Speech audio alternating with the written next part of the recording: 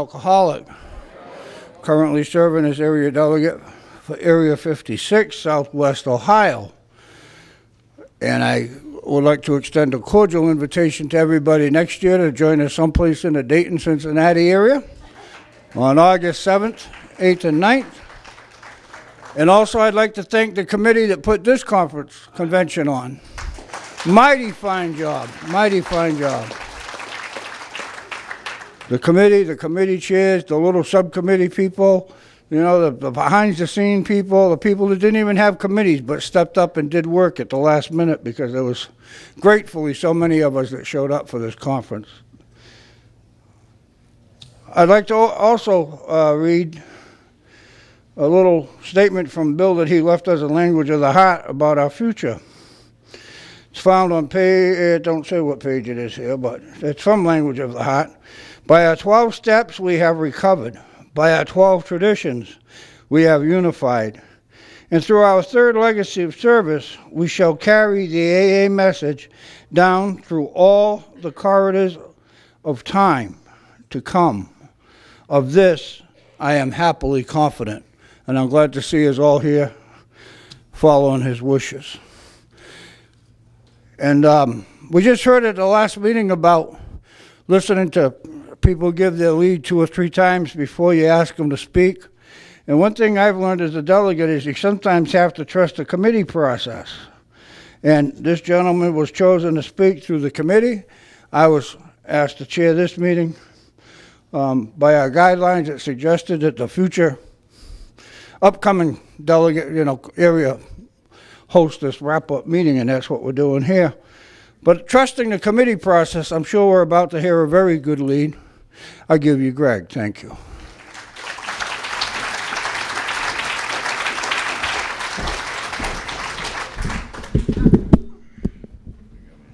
Hello, everybody. My name is Greg, and I'm an alcoholic. Hi, Greg. Would those who choose to, please join me in the serenity prayer.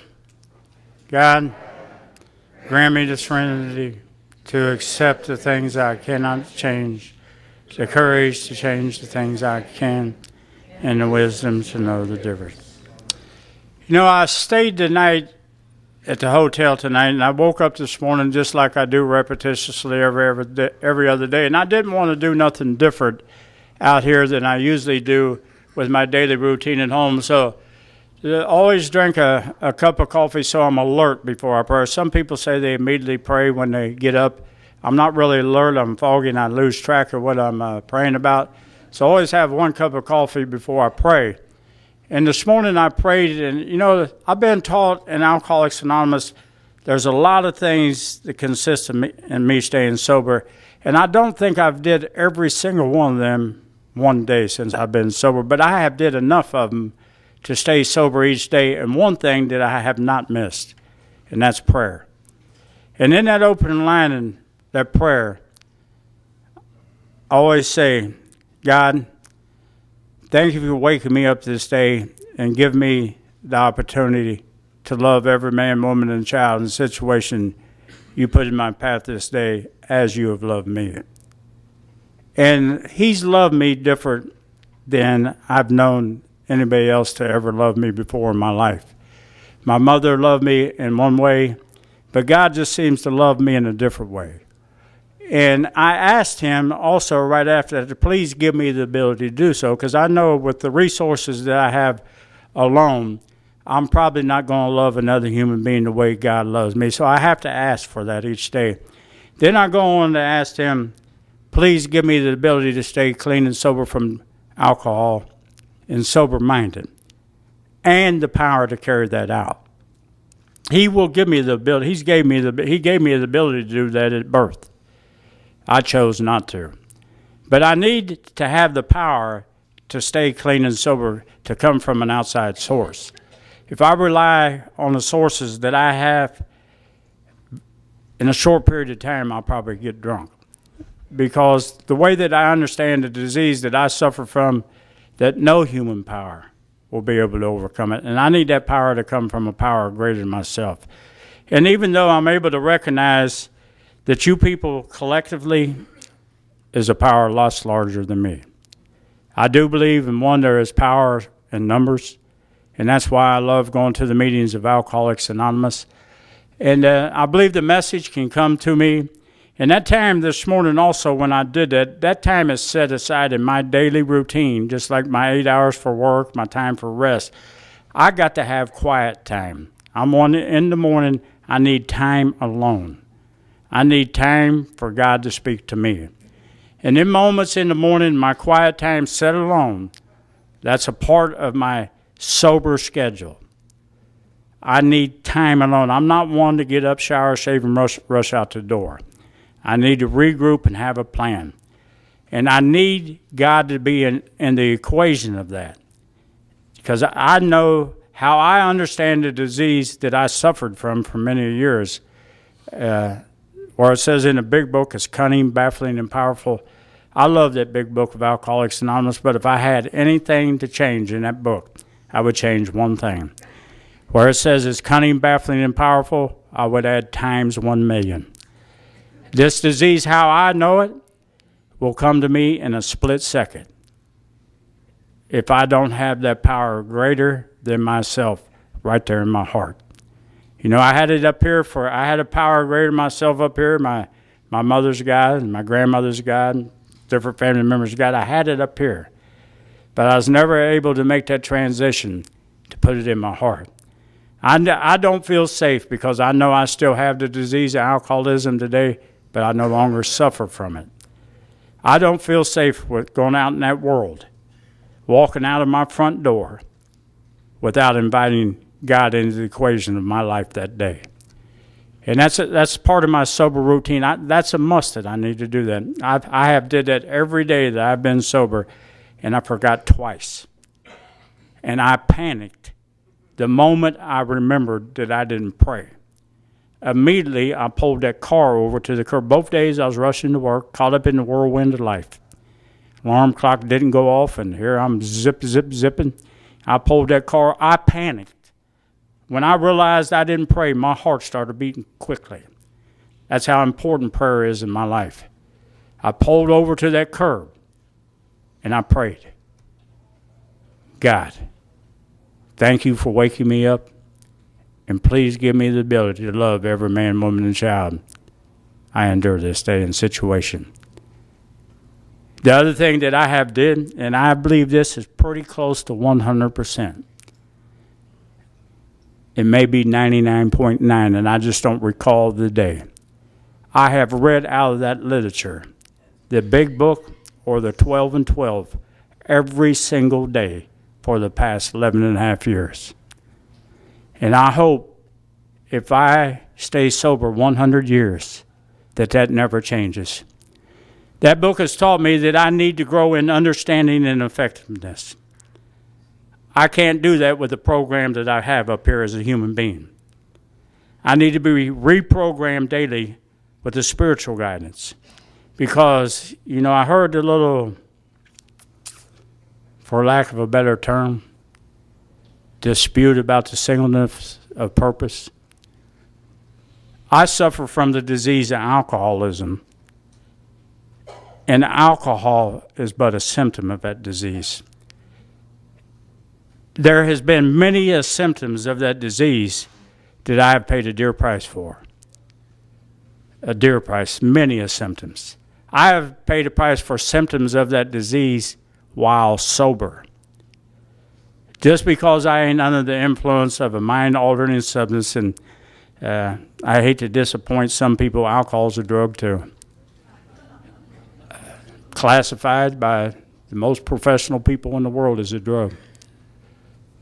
I have suffered the price because I haven't worked a spiritual program of action to eliminate symptoms of that disease. The spiritual program of action is what eliminates the symptoms of the disease that I suffer from.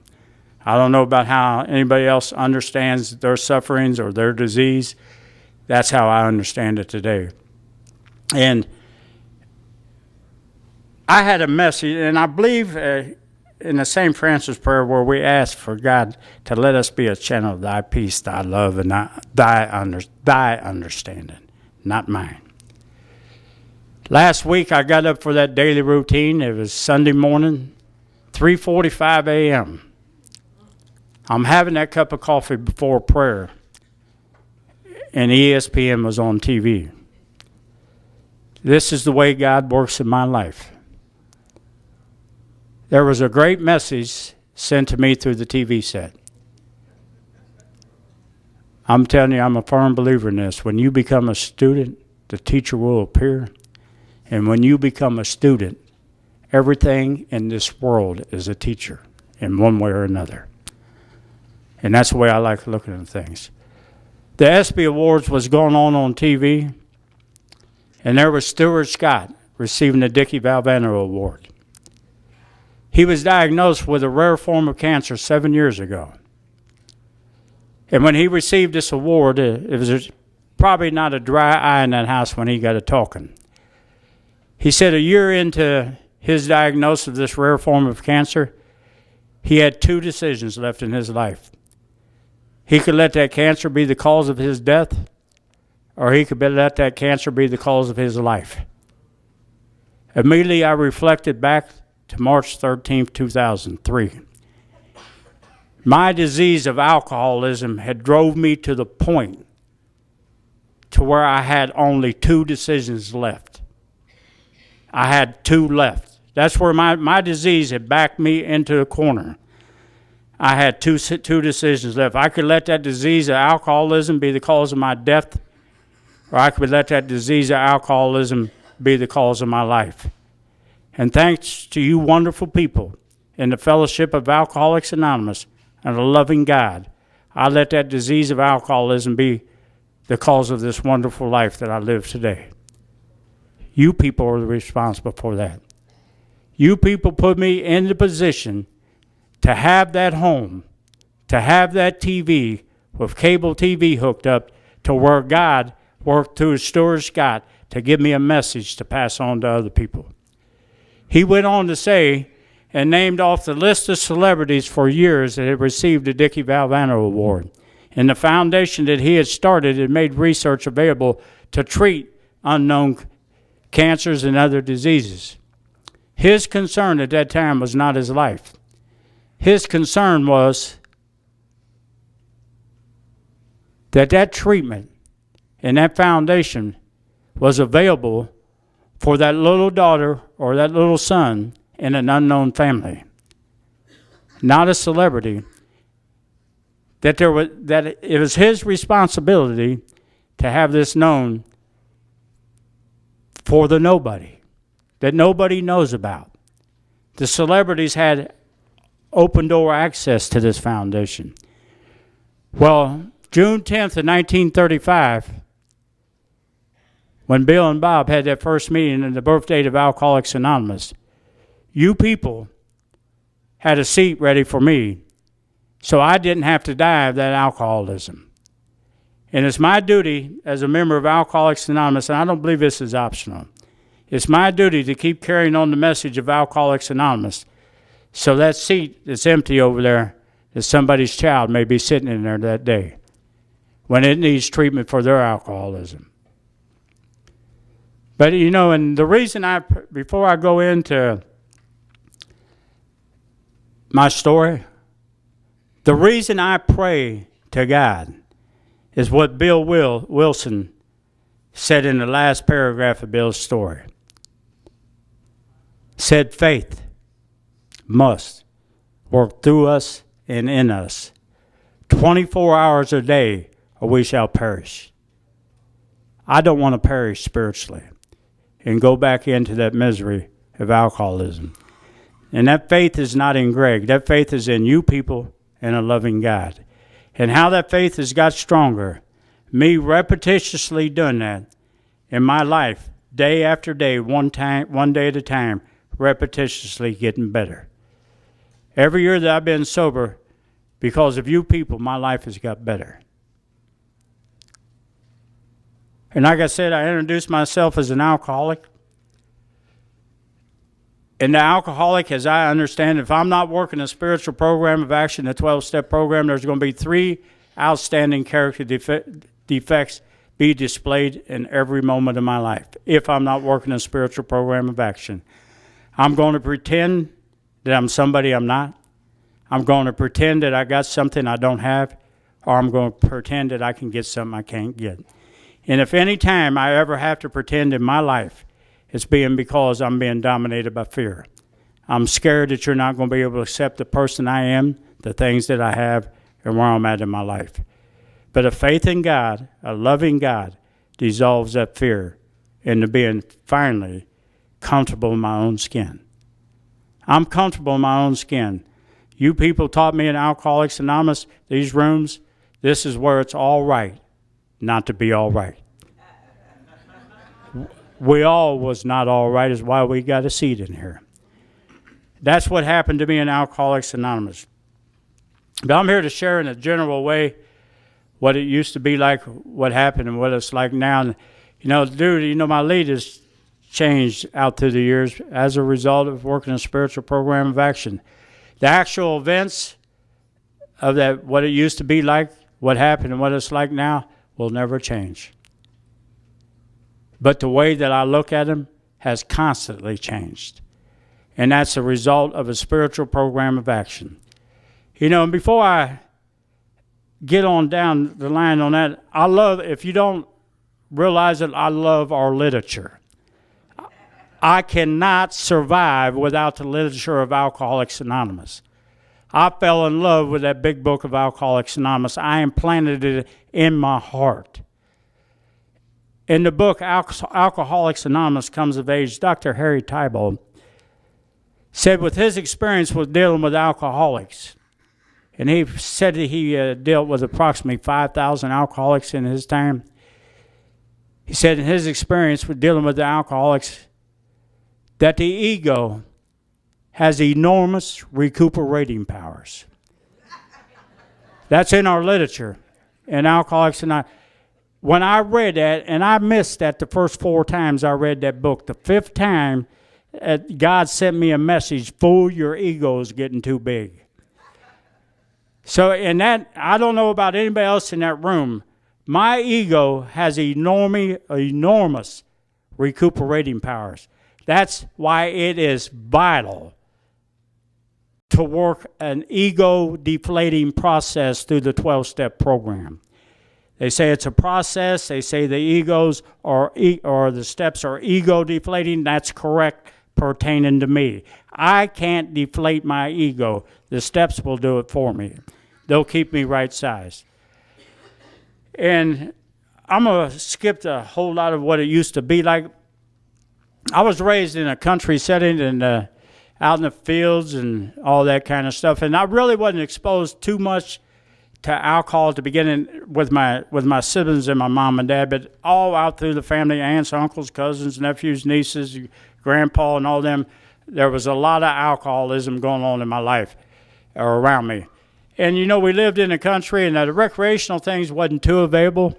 And this is when we was established in the home that most of us is going to be raised in for about 33 years. When we got there wasn't much of the recreational things like baseball, basketball, football, especially at the early years, and tennis shoes or nothing like that. So when the families gathered at the houses, most of us lived out in the country environment, and the aunts, uncles, cousins all come over, and the mom and dad and the grown-ups went inside. Now, usually poker was real popular in my family. The family went in to play poker, and the kids went out and did what they did. And one of the games that we used to love to play, we used to love rock fights and corn cob fights. So we would get buckets of rocks, and we'd try to knock each other's brains out of them, or take a bucket of corn cobs and soak them under the pump, and you could lay a welt on somebody with a corn cob. And that game would last all day, and we would run, and we put extra energy in trying to hurt each other. And the game went on till somebody went running in that house, and they had to be transported, or they needed immediate care. Somebody screaming with their head busted open, or some limb broke, or something like that. That was a recreational thing in the country. Then the parents took a break from the poker game and would come out and say, hey, you kids got to stop throwing them rocks. Now, Now, when the disaster hit, I heard the message. Now, I'm going to try to identify being in the grip of a progressive illness. They talk about this disease being in the grip of a progressive illness. I'm going to show you where I was in that grip way before alcohol became a factor in my life. It didn't take alcohol for me to be a nut. Now, that became prevalent in my life.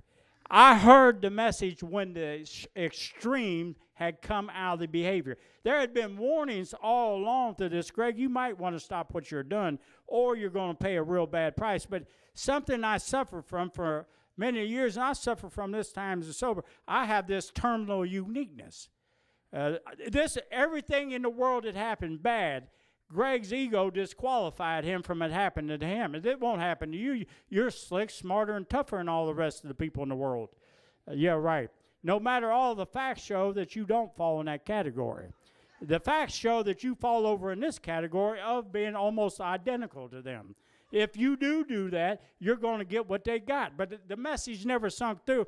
When they finally put the clicks on me and behind my back, I called it part of the message, and I wasn't guilty yet. I wasn't too bad yet until the gavel hit the counter. But out in this country living, we heard about being in town, and the country boys, we want to get in town and do what we hear about the city boys doing. And finally, I drifted off in there, and a few of the others did. And I was the third oldest in the family, and I started the wave. I guess what I'll say in my family, I started the wave. But also in that family, on my mom's side of the family, there was 9 children. On my dad's side of the family, there were 17 children. And in our family, there were 7. So I was part of a large family. I had a lot of aunts, uncles, cousins, nephews, nieces, so on and on and on. Whatever else goes in that family, I had them. And there was a mixed variety of them type of people. There was people in that family that went to church, worked a job, provided with their families, lived a good life. And there was also people who did the opposite. They stole, lied, cheated, and got drunk and all that. And from the very beginning, before alcohol became a factor in my life, I wasn't attracted to working a job. I wasn't attracted to going to church. I wasn't attracted to being responsible, accountable, or none of that. All these people over here just lived and did what they wanted to as they wanted to. I was attracted to that before alcohol was a factor in my life. The grip of a progressive illness was going on. So I went to town, and I just ran into different people. And I could tell you when I was in that city part, there was people that did the right thing, went to libraries, went to the county fair, got involved in the positive social stuff. And they did it the right way. Well, when I got in that town, I run into a certain crowd that was, I'd already, my grandpa, he was a drunk, and that was my most favorite family member of all. I love Grandpa Frazier. He was my number one dude. I hung out with Grandpa every chance I got, and if they didn't let me, I was going to lie and do something where I ended up at Grandpa's house. Because when I got at Grandpa's house, Grandpa didn't put no supervision on me. And down that hill I went, and off into town I went.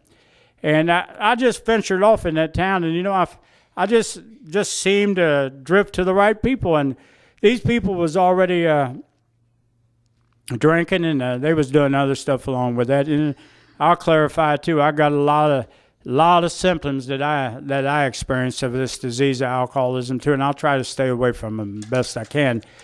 But they taught me about this stuff that they was doing along with their drinking, and at that time, it was before Wild Irish Rose and all that stuff got popular and Mad Dog. At that time, it was Gibson's White Port and Muscatel, and I can remember the first drink of that White Port. It tastes like ether. I felt like spitting it out on the ground, but by the time that jug come back around the second time, I took a second drink, and eventually I got to liking White Port. And them winos on the court square would sit down there and roll that Prince Albert out of the can, and they used them OCB papers that didn't even have no stickum on. Halfway through it, you'd have to relick it, and the first hit I took off of that Prince Albert with no glue on it choked me to death, and I just kept on choking every time it come around. I was attracted to that kind of stuff, and there was people driving by, and all these winos that was sitting on there. My grandpa was telling me about the stories that they went through, and one thing that fascinated, he told me how they used to get drunk off of 9 cents. I said, "How'd you do that, Grandpa?" Because we could sit out there and bum change all day on the curb. And white port at that time was only 98 cents a fifth. So we could bum 98 cents, but he got to tell us a story about 9 cents.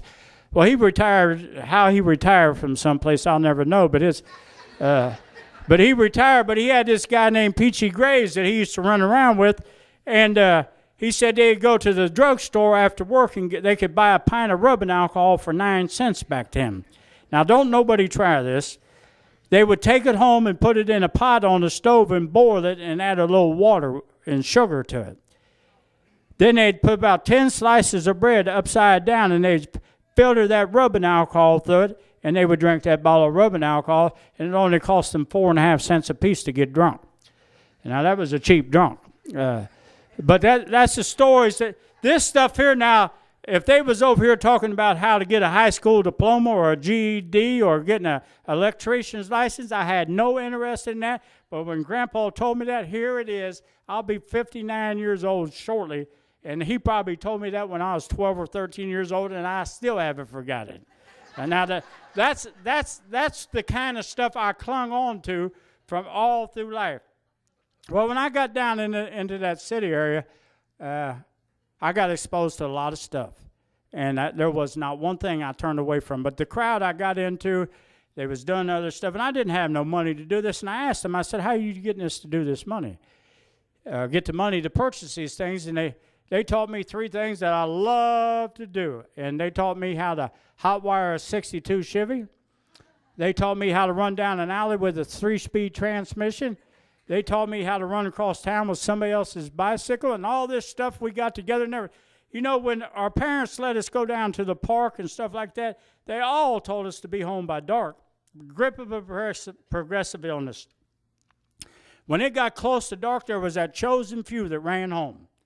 Well, I can tell you what, I wasn't one of them that was running home. There was that other crowd off to the side that we all got together, and we was getting our thoughts together how we could do these 3-speed transmissions, these 62 Chevys, and all this other stuff to get this stuff that we wanted to add to our lifestyle. You know, we was the hip crew. Back then, I don't know if they called it dig it cool or something like that. It went through phases as describing it. So, to make a long story short, I got a long story. I'm going to fast forward this. I had 3 juvenile incarcerations, and they was pretty short stays, so you know that didn't affect me whatsoever. It was a school for fools. I went in there, and everybody had a different lie to tell, including me. You know, here I was for stealing 2 or 3 cars. I was a legend. I was Al Capone in my mind. And, you know, I presented this so strongly, and if you didn't believe me, eventually I'd be willing to fight if you didn't believe that I was Al Capone. Remember, I suffer from a terminal uniqueness. I believe my own lies. So I got them 3 juvenile incarcerations, and they didn't faze me whatsoever. I ran right in there. Anything that I could find that would change the way I thought and felt and all that stuff, I tried to acquire it and consume it. So on my 17th, right around my 18th birthday, I was on juvenile probation. And my probation officer called me and said, Greg, I need you to come in the office. And I knew right away he was locking me up. So I wasn't about to go down there and get locked up. But this guy, of all probation officers, he had been pretty straightforward. And I got to tell him about all this important stuff I had to do that I couldn't come right down there. I couldn't come down there. So he said, Greg, he said, I'm not locking you up. I made him promise, like you can believe a parole officer. But I went down there, and sure enough, he didn't lock me up. But he grabbed his coat and he grabbed his briefcase and he said, "Come on." I said, "I thought you wouldn't take me to jail." He said, "I am not taking you to jail." We went out to the curb outside the courthouse where he was parked. We got into the car and he hit Interstate 75. I thought, where's he taking me? So we drive to the old Mansfield Reformatory. I don't know if anybody, it's where Shawshank Redemption was filmed at. He told me, he said, if you don't straighten up, he said, by the time you're 18 years old, he said, that's where you're going to be. Well, this guy didn't realize how important I thought I was. I had this terminal uniqueness. All the stuff, all the facts that he presented to me documented what he said would probably be true. But in my mind, this fool just didn't know how slick I was, how important I was, how tough I was, how unique I was.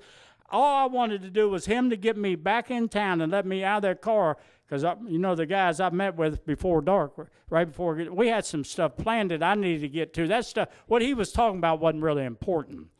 That I had other stuff far more important to do. Well, it so happens, you're not going to believe what turned out. August of 1973, I turned 18 years old. In January of 1974, I stepped into Mansfield Correctional Institution with not less than 20, no more than 40 years. That seems like a real harsh crime. That's a lot of punishment, don't it? 20 to 40 years.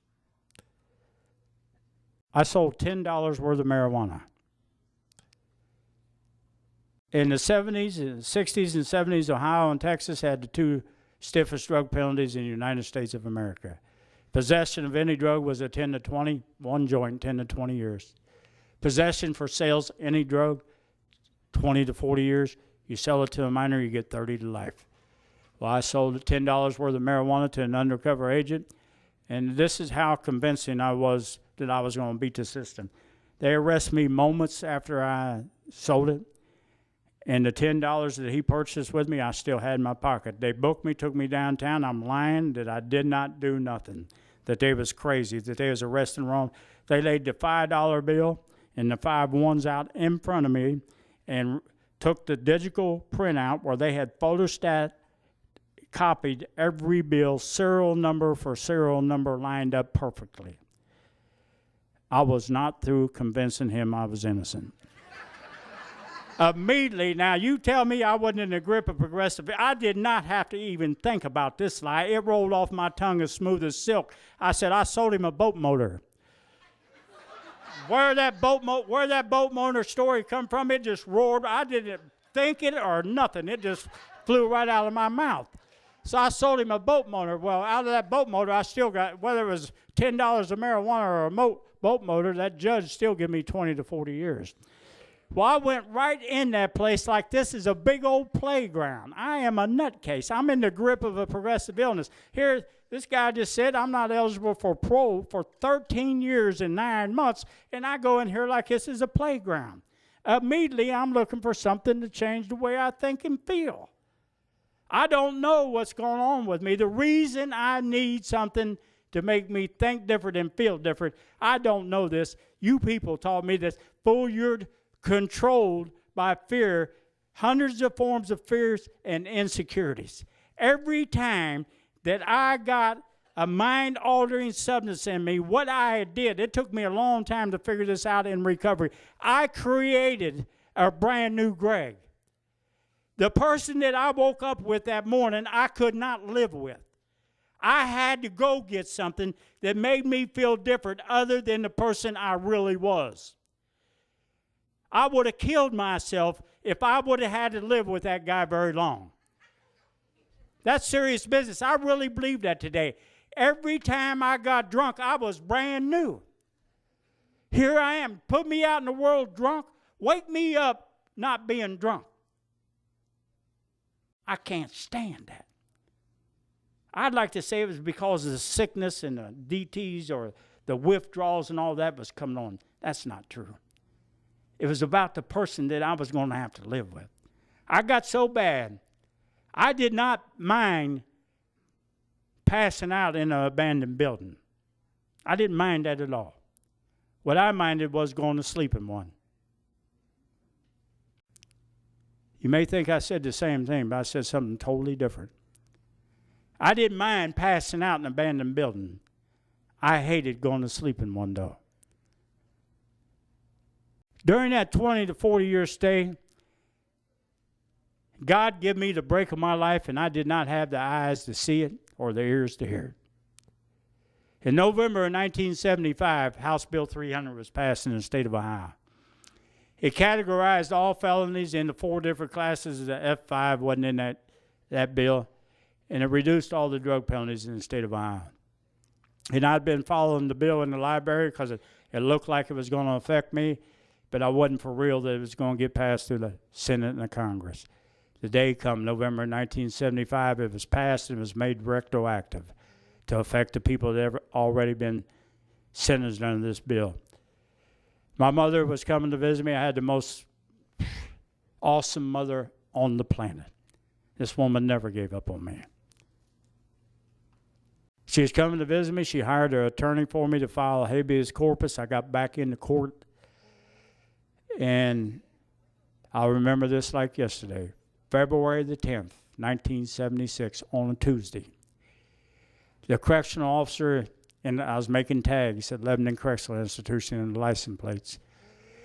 They said, Shelby County deputies are here to pick you up, to transport you back to outside court, pack your stuff up, and report to R Block. I went up to the captain's office. They gave me the same orders. I packed up, went out to the front gate, handcuffed. And this is the days before they transport you in the bright orange and all that. I had prison blues on still, my name and number on my chest. I remember that number, 88695. I went out there and I went back to the county jail, and there I am, kicking with all the dudes. Like I'm in a playhouse. My life, my freedom has been taken from me. And my senses haven't came to what really has happened to me. The grip of a progressive illness.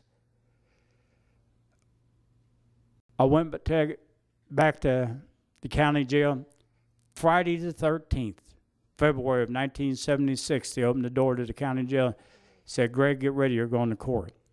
I walked out, they handcuffed me, shackled me, took me in the courtroom. I haven't spoken a word to this attorney. The judge come out, prosecutor, stenographer, and he come up and shook his hand and introduced himself. He said, how you done? So I'm doing all right. He said, you'll be doing better here in a few minutes. The judge called me to the microphone and asked me how much time I'd had served, and I said approximately 35 months. He said, well, under the new revised code, your sentence now carries 2 to 5 years. I'm going to give you the 35 months credit that you've served, and the remainder of the maximum sentence on probation, you're free to go. I said, what? He said, you're free to go. See the probation department on the way out. My feet would not move from the floor. When I tried to move, my body would go that way, but my feet wouldn't follow. I was in shock. I had all intention. At that time, I still had almost 11 years before I was eligible for parole.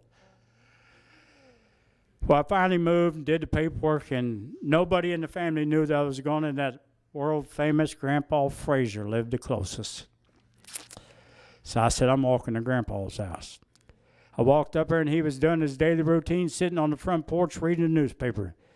He said, what are you doing here? I said, I escaped, Grandpa. He said, well, you got to get out of here. I finally convinced him I didn't escape, and he let me stay. And, here's some insanity of our disease. The whole time I'm incarcerated, I hated everything about that place. I hated the warden. I hated the correctional officer. I hated the living arrangements. I hated my cellie. I hated the dining room. I hated the way they ran rec, visitation, commissary. I hated all of it. And the whole time I'm hating this, I'm fantasizing and romancing the stuff that I love. The free world. A nice, warm woman. Mom's home cooking. Being able to walk out the front door anytime you choose. Now here I am. I'm away from the place that I hate. I've been granted the break of my life into the place I love. And what does an alcoholic do? I immediately, I'm going to say that again. What does an alcoholic do? Absolutely. I had to celebrate. I just had the break of my life. So I don't know. This light ain't click. I'm going to celebrate in a way to slap the break of my life right in the face by going back to the place I hate. I'm in the grip of a progressive illness, but I don't know it. I haven't been exposed to Alcoholics Anonymous. I go back. I'm going to make a long story short here. For 33 years, that grip of a progressive illness was clamped so tight, it had the verge of choking me to death just an instant away many, many, many, many, many times. But it kept me alive where I could pay more pain. That disease of alcoholism kept its grip just tight enough to where I would live and endure pain a little bit longer in everybody in my life. During that 33 years, I returned to a state correctional institution 7 times. I'm a 10-time loser. I did 7 adult bits and 3 juvenile bits. In 1995, I was classed as a career criminal. I almost proved them right. I was classified as a career criminal. I was incorrigible. I'd never be rehabilitated. I almost proved them right. I went back 2 more times. That was on my 5th adult number. I went back on 6 and 7. But I didn't know this. And I don't know about everybody else, I've heard it a million times how we burn bridges. I burned a lot of bridges in them 7 incarcerations. The first 6 incarcerations, that mother I was talking about, every time that I was available for a visit, that wonderful woman was in that visiting room. The insanity of my disease, because I come out there and seen her smile, and she provided me with the basic few things that you're allowed to have in prison. I really was so sick, I thought my mother enjoyed coming to prison to visit me. I believed that. I don't say that as humor. I really believed that. She was in that visiting room for one reason and one reason only, is because she loved me. And that love that I was talking about at the beginning of the meeting, the way God loves me, the way that mother loved me, and the way that you people have loved me, is real close to being the same love. I'd have to get a microscope out to see which one's larger. But I think the main core of the element of that love is a true kinship with man and God. They talk about that in step 5 in the 12 and 12. Having a true kinship with man and God. When I have that true kinship with man and God, I receive the love that God sends to me through each and every one of you. And some of you may have not thought you loved me today. I'm going to tell you some of the greatest gifts in Alcoholics I got was handshakes. Handshakes and hugs. I needed to feel comfortable here because I don't know if I'd stayed. You people did some amazing work by shaking my hand. That is great service work. They talked at this podium this morning about service work. There's all forms of service. She come there and she visited me. Every time she came to visit me, I promised her this was the last time. And now, as I understand alcoholism, every promise that I told my mother, I met to the bottom of my heart. I did not know about the disease of alcoholism. Today, I know this. When my disease of alcoholism goes untreated, it don't give a damn about my mother, about my children, about nothing. If I have untreated alcoholism, it has one goal and one goal only. And that's why I said I would change that in that big book of Alcoholics. It has a goal to murder in the 1st degree. This disease set out to kill me, and that's its only goal. But it don't want to do it quick. It wants me to go through the pain and misery that it wants to apply. As long as I stay in the grip of a progressive illness, I am going to pay the price. That mother, the love, I can't put a description on it. The way I feel about it, the way I want to express it, the words just get lost before it comes out of my mouth. It's deep. It's everlasting. It's never forgetting. I've had that in my life. A wonderful God, a loving God, give me that through a loving mother. She deserved the love back that she graciously gave me. unconditionally. You know what her expectations of me was? A loving mother. She didn't expect me to be no doctor, no athlete, or no professional athlete. Marry me a decent woman. Get a good job. Raise me some grandchildren, and I'm going to help you raise the grandchildren. You know what grannies do. And when I'm old, my Social Security check just don't make it from month to month. Will you stop at the corner store and get me a loaf of bread and a gallon of milk? Will you come over and mow my grass? Simple things. I can remember the most hurting thing that I've ever seen in my life till this day. I went to my mother's house to borrow $20 for the 500th time probably, and probably didn't return it $499. And she knew that. When I walked in, she knew I'd been on the streets for a while, cold, hungry, and beaten. I said, Mom, can I borrow $20? She said, you want something to eat? I said, yeah. She fixed me something to eat, and when I was sitting there eating, I looked up, and she was crying, shaking, and hurting. And she was beating her hand on that table. What is the matter with you? I did not raise you that way. I seen pain in that woman that loved me beyond description. A pain that hurt me. I did not want to see my mother hurt the way that I had hurt her. You know what I said?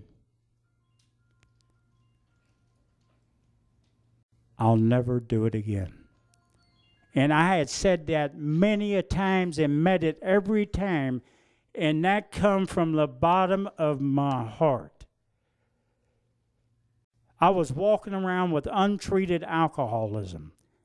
That $20 she gave me, within 15 minutes of the promise I met from the bottom of my heart, I walked down the street in an alley and was doing the same thing that hurt my mother so deeply. I did not know that I suffered from the disease of alcoholism. And it was always going to be that way with everybody in my life as long as I had untreated alcoholism. They say the center of my diseases, I'm self-centered. And active alcoholism, nothing in the world means nothing more to me than me getting drunk. And I really believe this. I don't know if anybody else is there. I really believe there. The reason I had to get drunk, and I said had, the reason I had to get drunk, I could not stand the person that I had became. I needed to create a brand new Greig. Somehow, some way, one of these symptoms had to relieve me from the miserable person that I had became. And I found that in a lot of stuff that changed the way that I thought and the way that I felt. I could not stand the way that I felt. I needed relief. But I didn't know the ultimate relief. On that 6th number that I made parole, my mother had come down with Alzheimer's and been placed in a nursing home. And she wasn't doing good. I went there and, I set out to do the things that I'd promised her, get that good woman a job. I'm going to tell you about the grip of a progressive illness. My resume for a woman at that time now, she had to be on food stamps. She had to be on Section 8. She had to have 2 kids by 3 fathers, and both of them be in prison. And they had at least let me sell marijuana out of the house. And she had to be responsible for all the bills. And I just ripped and run and did what the hell I wanted to her. But I found her. Here comes number 7. I found her. And we both got jobs, got that home and all that stuff. But at this time now, I'm going to tell you, alcohol is not a problem. Me long neck Budweiser, every time that I got out of incarceration, I had intentions of drinking. I was able to identify some of these other symptoms that become a part of the picture. Just got to be real about it. Shooting heroin. It didn't just start last week in these rooms. I was done it 33 years ago. And every time I got to jail, alcohol was not a part of the problem. All I got to do is stop doing this, and I accomplished doing that in here. But when I get out, I owe myself 3 Budweisers in a joint. What harm is that? That has never caused me no problems. I need some Budweiser, and within an hour after I was out, I had a long neck Budweiser in my hand. And if you went half with me on a 12-pack, you better get busy if you wanted your 6, because I'm getting me 7 or 8, or otherwise you're getting sick. So I did that, and in the rooms, this finally clicked. They talk about when you get hit by a train, it ain't the caboose that kills you, it's the engine. Well, my engine was them 3 Budweisers. The caboose was the heroin. If I don't start the locomotive in motion with the 3 Budweisers, this caboose or the engine or the coal car or the freight car is not going to get in motion at all. I believe that's why they talk about complete abstinence. Complete. So since I haven't got drunk, this caboose ain't ran over me. Alcohol, and I'll go in the ring with all of them, is a gateway drug for me. Once I put alcohol in my body, anything will happen. It's open game. I'm able to take 2 of these, sniff some of this, shoot some of this, smoke some of this, sniff red spray paint, sniff glue, whatever it is. You put alcohol in there first, here it comes. And as my usage increases, my bad behavior increases along to match the usage. That's not optional. That has to happen if I put alcohol in my system. If I put alcohol in my system, anything liable will happen. Anything. So once I stopped that caboose and since I ain't got drunk, I ain't got high. So during that stay that girl was with me, we had a good job, and she so happened to have carpal tunnel surgery. And guess what she brought home? Not yet. Vicodin ES, 750 milligram Vicodin. I worked third shift in the warehouse, and all of a sudden I'm getting ready to go to work, and she's got days off because of this. All of a sudden, 10 minutes before I'm going to work, my shoulder gets to hurting. I said, let me have one of them. She gave me one just like that. The next day it hurt so bad I needed 3. A lot of you been there and already been there, so I'm going to just fast forward it right to this day. 6 months later, I was arrested for 2 aggravated robberies with gun specifications. I robbed a Rite Aid and the CVS drugstores in Lima, Ohio. I'm 47 years old and I'm facing 26 years. Thought, man, Greig, you've took this a little bit too far this time. You'll be 73 when you get out. I thought, oh my God, I'll be smoking Viagra Plus when I get out.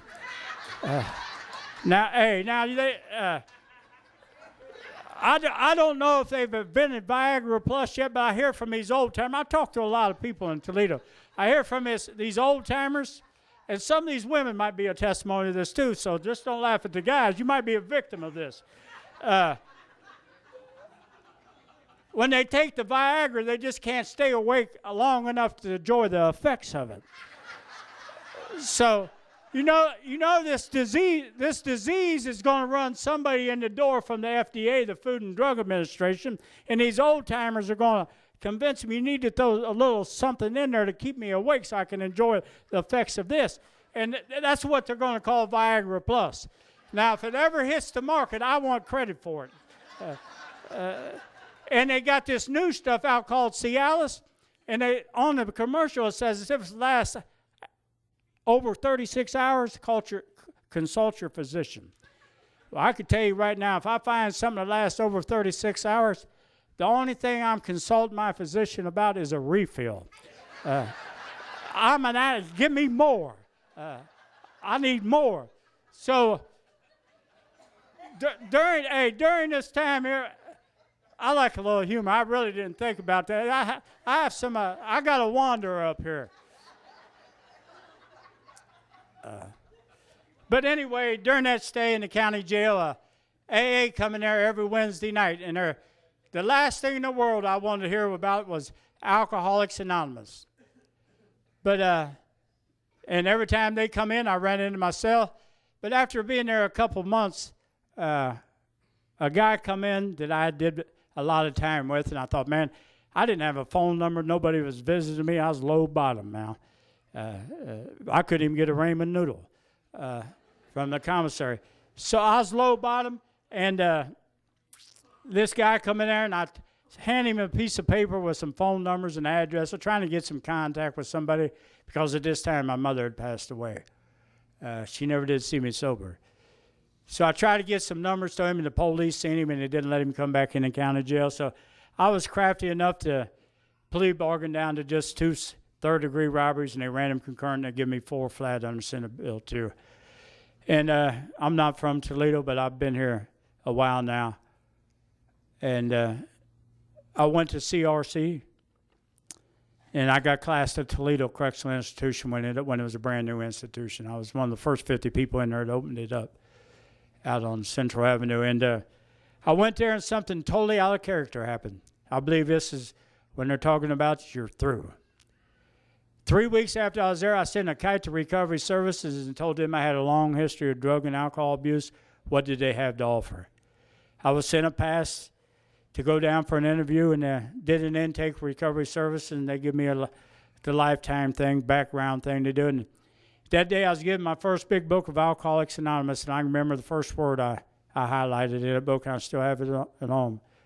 I was reading how it works. The guy had to read back and said, with all earnestness at our command. He said, you know what earnestness means? And I give him this great big definition.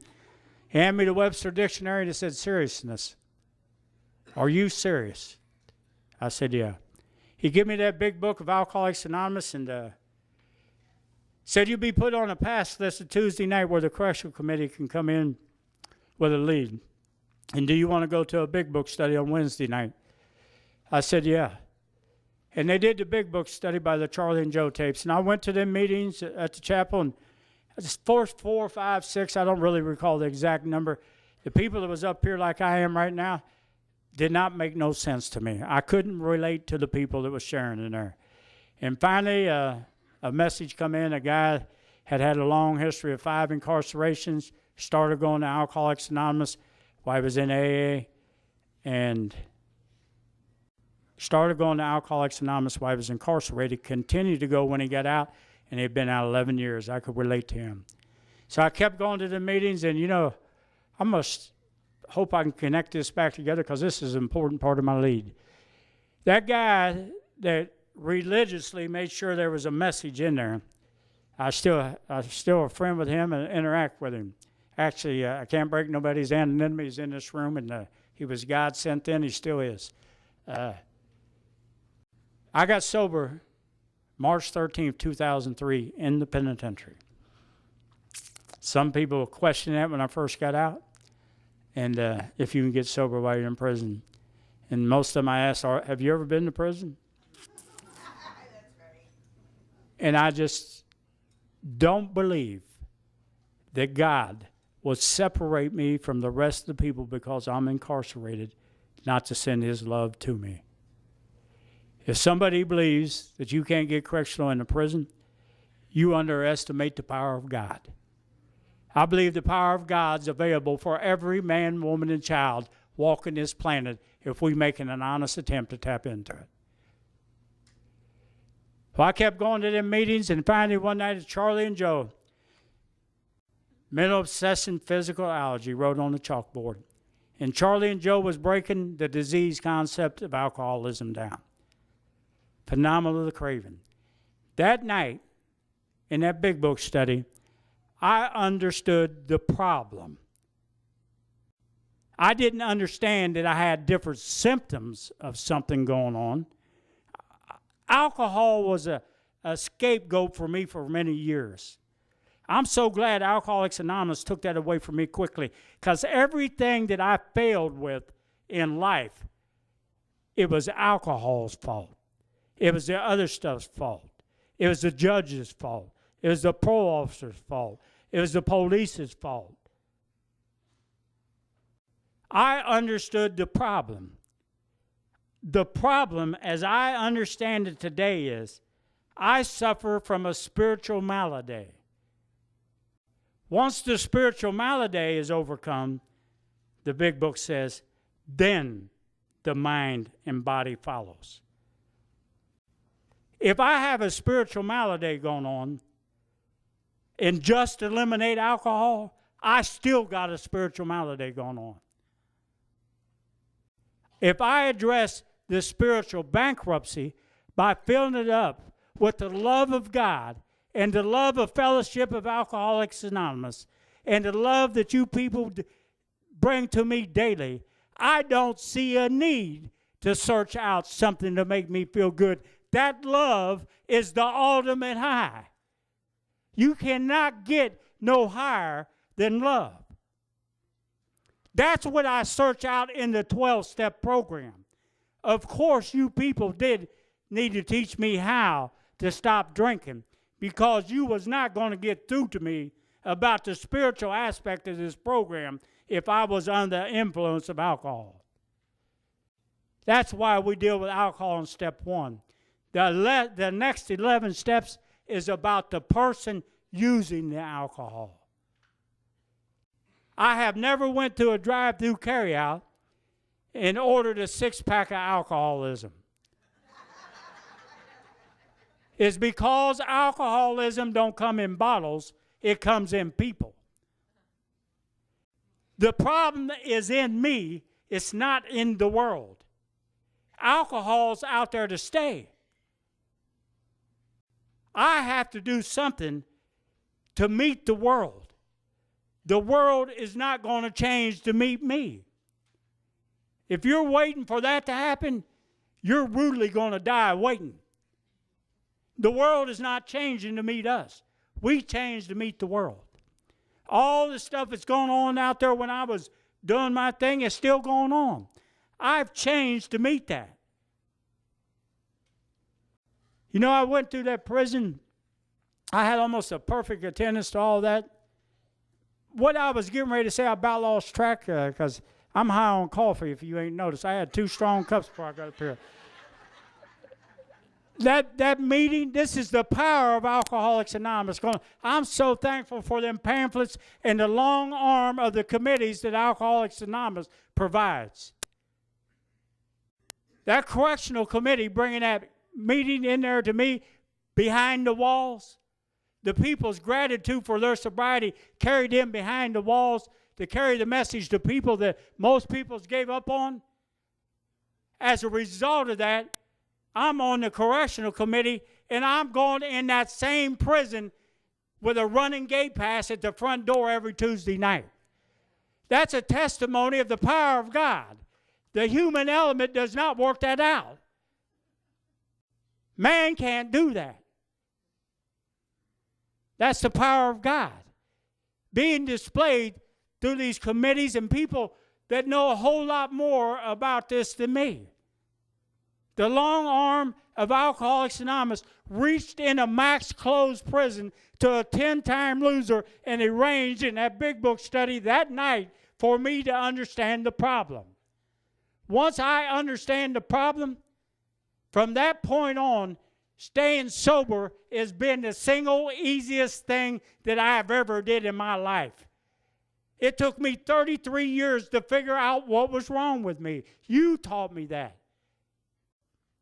In the last paragraph of step 1, I believe that happens to everybody that ends in the 12 and 12. I believe that last paragraph has happened to everybody that walks in a meeting.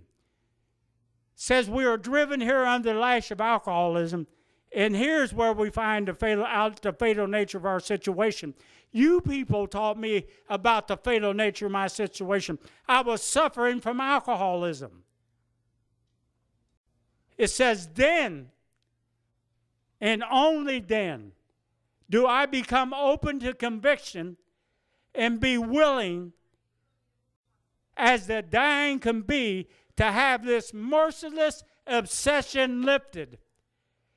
I don't know about anybody else. When I understood that I was obsessed that being a successful nut that night with alcohol on top of it and all that, when I understood what was showing no mercy on me, the reason I couldn't love my mother the way that I wanted to, I understood that night why I couldn't give my mother that love. Because the choice was out of my hands. I had met my master, alcoholism. I knew that I had hope. I knew that I didn't have to live that way no longer. When I understood the problem, the solution has been the easiest thing that I've ever did in my life. That 12-step program from 2 to 12 that night come crystal clear.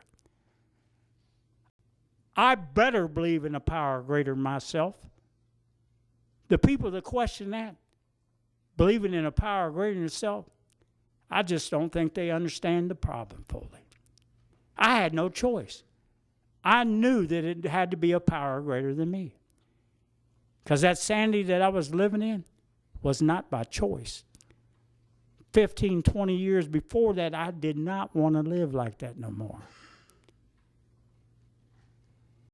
So I left that prison. But before I left that prison, I had burned all the bridges. I didn't have no place to go. And share one thing with you, though, that took place in them big book studies. I'm a literature enough. In chapter 6, Into Action, page 85, it says it's easy to let up on a spiritual program of action and rest on our laurels. For if we do, we are headed for trouble, for alcohol is a subtle foe. For we are not cured of alcoholism. What we have is a daily reprieve contingent on the maintenance of our spiritual fit condition. Every day is a day that we must carry the vision of God's will into all of our activities. How can I serve thee? Thy will be done, not mine. This is the proper use of will. These are the thoughts that must go with us constantly. That's out of our literature on page 85. I did not set out to memorize nothing in that book. God give me that gift that day, put it in here, so I wouldn't lose it. He knew there was a chance I'd lose it up here. He put it in my heart and told me there's 2 key words there. It says it's easy to let up on a spiritual program of action. It don't say it's hard. It don't say it's difficult. It don't say it's challenging. It's so easy. We get that girlfriend, get that job, get that home, and we put them in front of what got us them. I've been told time and time again, Craig, if you put anything in front of your sobriety, you're soon going to lose it. Sobriety, number 1. I believe that. So I went out to the, as I talked to a guy there that, I got real close to my job. My institution job finally got to be, I worked in recovery services. Under 4 LCDCs, licensed chemical dependency counselors, which was also in the program. So I was in sponsorship 8 hours a day for 3.5 years, 5 days a week, because Greig loved this stuff. I was in there with that big book. I started so many arguments, controversies. They just didn't know. 30, 60, 90 days, and there was about 120 years sobriety I was dealing with there. I was smarter than all of them. But their code paid off, being loving and patient and tolerant towards all. They was able to do that with me, to let me grow through what I had to go through. I was asked, where are you going to go to, Greig? I said, I ain't got no place to go. I said, I heard about a halfway house called the VOA over on Champaign Street. And he said, you don't want to go there. He said, I think I know where your best chances is. He said, there's a place called the Open Door Ministries on Cherry Street. And he said, my father's got a history there. Let me stop there and see if we can get you a bed. So he went there on his way from work and come in, and he went in and asked the guy. He said, I got a guy getting out of prison December 9th. He said, he's got a long history. He said, I wouldn't put my name on nobody with this kind of history. He said, but I believe if you give Greig a chance, you won't regret it. I was dropped off there, and I walked out of that prison with a Bible, a big book, a 12 and 12. This is my 10th incarceration. Few family pictures and $75 in one set of clothes. I have never been broke one day. I had a crack dealer in Lima, Ohio tell me one time that I had a history with. He'd let me spend all my money, let me tell some lies, let me get a line of credit, and there I was at 4 o'clock in the morning begging for one more. He looked at me, and this is a drug dealer. And I forgot this for 5, 6, 7 years, and then sobriety come back. He said, "You mean to tell me all the money in Lima, Ohio, you don't have $1 of it?" It went right over my head, and I just kept begging. Look at the millions of dollars, billions of dollars in Toledo, Ohio. Billions of dollars, a lot of opportunity, resources, unlimited to the max. If I ever get to the point that I'm short on money, I'm not going to say short because I have been short, but just have $1 or no dollars, I need to reevaluate how I'm living. That rung a bell to me. How in the hell could a person end up in the world of all these resources and not end up with $1 of it? So I went to that open door ministry, and just the difference this time, instead of that long neck Budweiser, 2 hours after I was out, I went to a meeting of Alcoholics Anonymous. That first year I was there, I went to over 1,000 meetings. Finally got a job making $8 an hour at a golf course. The man that got me that job's in there. So many people in Alcoholics Anonymous in so many ways has blessed me, man. The resources are unlimited in here. We don't need to go to, hey, I'm getting a timer up there and I was scared that was going to happen. But anyway, I went there, and in a short period of time, I got in a really bad accident there. I ended up in the hospital with a brain hemorrhage, collapsed lung, 9 broken ribs, ruptured diaphragm, ruptured spleen, quadruple fracture in my pelvic area. I was T-boned by a car going 65 miles an hour. I was in a coma for 11 days and in the hospital for a long time, or the nursing home for a long time. But when I come out of that coma, I looked through them glass windows and I thought I was in an AA meeting. I was in intensive care, and I didn't know I'd been in an accident. But something threw me off. My older sister was standing there, and they seen I'd come awake, and they let her in. I said, "Vic, what are you doing here?" She said, "Greg, you've been in a terrible accident." Well, the doctor come in, was talking to him and talking to me, and he told me it probably wouldn't be 2 years before I could walk again. I had enough understanding of God through you people. I looked at that doctor, come fresh out of a coma. I said, "You underestimate the power of God. You think I'm not going to walk for 2 years." 5.5 months, that nursing home got the cam out. They recorded me taking my first steps. Another miracle, you people. Every day that I was in one of them facilities, there was somebody from Alcoholics Anonymous there. Well, eventually I made the transition out into the workforce, and I had an 8th grade education when I got sober. That tells you ain't got to be real smart to get this. just real determined. So because of the time limit, I ain't going too much in detail now. I work in a residential treatment program now. I work hands-on with people from the detox stage all the way to residential treatment and the mental health issues. I got some letters behind my name, and I make decent money. That's an act of God. The professional board in Columbus 6 years ago certified me with 21 felony convictions. Another act of God. That's not what I did. That's what God did for me. Live a pretty good life. A lot of great friends right here. I found a home in Toledo. I think the most awesome spiritual literature that's ever been printed on this planet is in the Big Book of Alcoholics Anonymous. And I'm going to close with this. On page 100, Working with Others, it says, "You and the new man must walk hand in hand in the path of spiritual progress. pretty clear, correct definitions, directions. You and the new man must walk hand in hand in the path of spiritual progress. If you persist, remarkable things will happen. You will soon see the things that you put in God's hands will turn out better than you could have planned for yourself.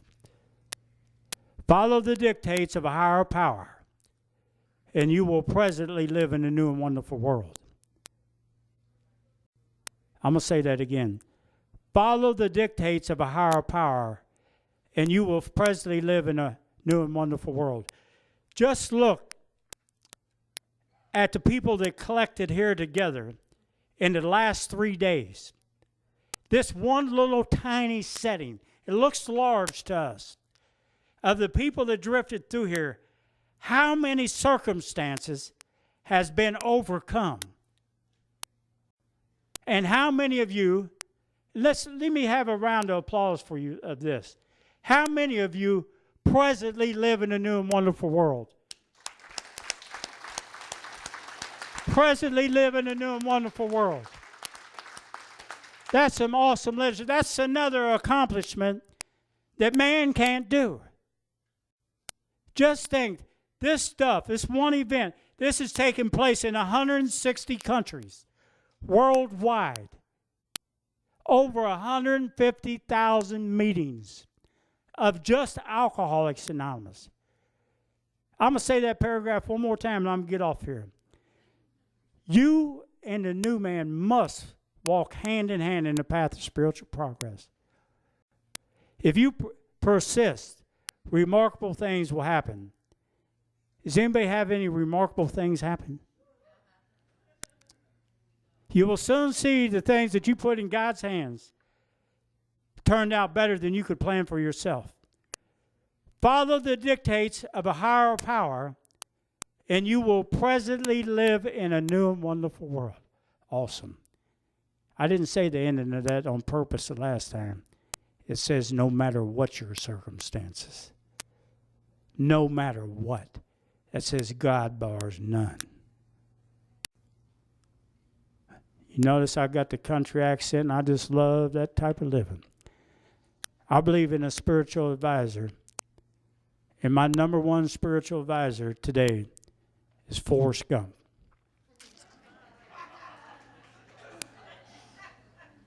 Forrest Gump was so spiritual. Remember that mother I told you that just loved me to death? The first 3 times I watched that movie, I was in that insane life. The last 10 times I've watched it, I've been sober. All through that movie, every time Forrest was faced with a decision or a choice in his life, he always reflected back to what his mother taught him. He said, Mother said. I thought, man, why didn't I listen to my mother like Forrest did? I'm serious about that, man. My mother did not teach me to live the way I lived. And when he was sitting on that bench with Jenny, trying to convince her to come back to Greensboro, Alabama, he said, Jenny, I love you. She said, Forrest, you don't know what love is. The truth is I know love today. Forrest knew what love was. Jenny didn't. And he said this also. Mama said life was a lot like a box of chocolates. You never knew what you could get. May God bless you.